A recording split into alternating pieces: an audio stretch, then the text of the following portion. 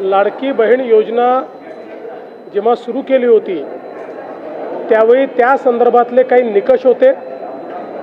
त्या निकषाच्या आधारावर बहिणींना अर्ज करायला सांगितला होता आणि कागदपत्रांच्या पूर्ततेला वेळ लागेल म्हणून ही मुभा दिली होती की त्यांनी सेल्फ सर्टिफिकेशन करायचं, म्हणजे त्यांनी जे सांगितलं ते सत्य मानून आपण त्या ठिकाणी त्यांना लाडक्या बहिणीचा लाभ देणं सुरू केलं। पण अर्थातच आपण ज्यावेळी कुठलाही सरकारी पैसा खर्च करतो त्यावेळी त्याचं CAGचं ऑडिट होतं आणि CAGच्या ऑडिटमध्ये निकषांप्रमाणे अर्ज आहेत की नाही याची माहिती द्यावी लागते आणि म्हणूनच योजना सुरू झाल्यानंतर आपण त्याचं KYC सुरू केलं आणि वेगवेगळे जे डेटाबेस होते त्याच्याशी कंपॅरिझन सुरू केलं, ज्याच्यामध्ये इन्कम टॅक्स विभागाकडनं आपण माहिती घेतली, सरकारचे जे काही कर्मचारी आहेत त्यांचं जिथनं पेमेंट होतं त्या पोर्टलमधनं आपण माहिती घेतली, जो काही आपला परिवहन विभाग आहे याच्यामध्ये मोटरची ओनरशिप कोणाकडे आहे 4 व्हीलरची याच्या डेटाबेसची माहिती घेतली, रेशन कार्ड याच्या डेटाबेसची माहिती घेतली आणि ही सगळी माहिती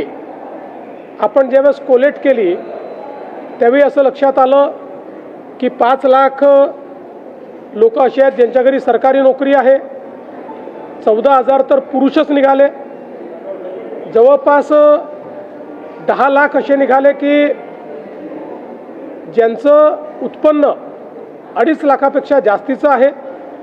अशा वेगवेगळ्या डेटाबेसमध्ये जे लोक अपात्र झाले त्यांना आपण अपात्र केलेलं आहे। त्यासोबत आपण हे सांगितलं होतं KYC करून घ्या, म्हणजे जे काही माहिती तुम्ही सादर केलेली आहे ती आत्तापर्यंत सत्य मानण्यात आली, आता त्याची कागदपत्र द्या। पण मोठ्या प्रमाणात KYC झाली नाही।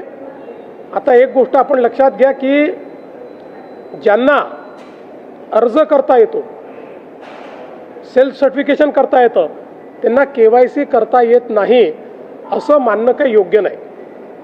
पण जवळपास 9 महिने सातत्याने पाठपुरावा केल्यानंतरही ज्यांनी KYC केली नाही ते अर्थातच कुठला तरी एखादा निकष पार पाडत नाही म्हणून त्यांनी KYC केली नाही। आणि म्हणून हे जे काही आत्ता या ठिकाणी जवळपास जे काही तुम्ही सांगितलं 60 लाख 80 लाख जो काही आकडा तुम्ही दिलेला असेल तर ते लोक या योजनेच्या पात्रतेचे निकष हे पूर्ण करताना दिसत नाही। जवळपास 1,70,00,000 महिला, थोडं आकडा कमी अधिक असेल 3-4 हजार पण 1,70,00,000 महिला ज्या आहेत या निकष पूर्ण पार करतात, त्यांची KYC झालेली आहे, त्यामुळे त्यांना लाडक्या बहिणीचे पैसे मिळतच राहतील। ज्यांनी KYC केली नाही त्यांना आता आम्ही पैसे देणार नाही, पण त्यांना दिलेले पैसे आम्ही वसुली करणार नाही।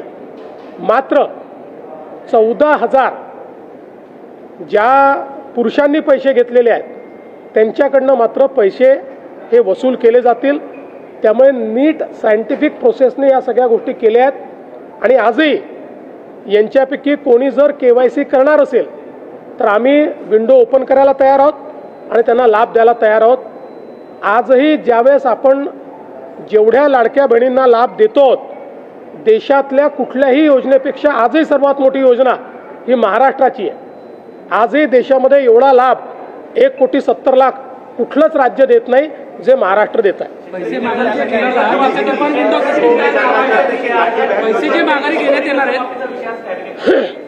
शेतकरी कर्जमाफीचा विषय कॅबिनेटला आहे, मंत्रिमंडळ त्याच्यावर निर्णय घेईल।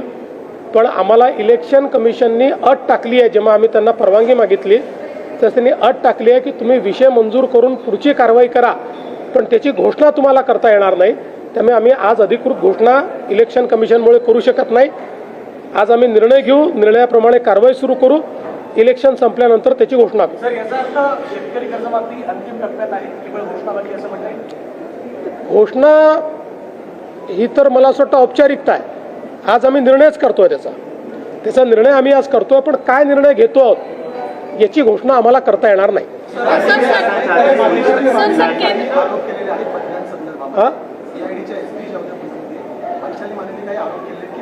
या संदर्भात DG साहेब लक्ष घालतील आणि जे काही त्या बोलल्या आहेत, मला माहित नाही ते काय बोलले आहेत, मी ऐकली नाही आहे, पण DG साहेब त्यात लक्ष घालतील.